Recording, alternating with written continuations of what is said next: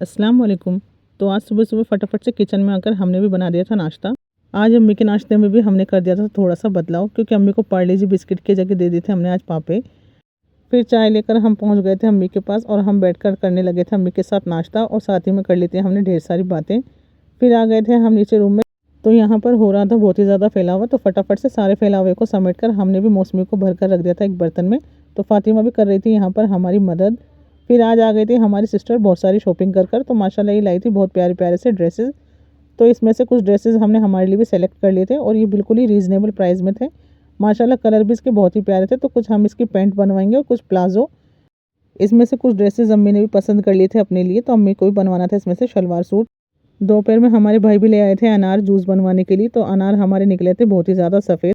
फिर फटाफट से हमने बना दिया था सबके लिए जूस। तो शाम के खाने में बनी थी आज फली की सब्ज़ी, तो हमने खा लिया था खाना। तो आज के लिए इतना ही, मिलते हैं नेक्स्ट वीडियो में, तब तक के लिए अल्लाह हाफिज़।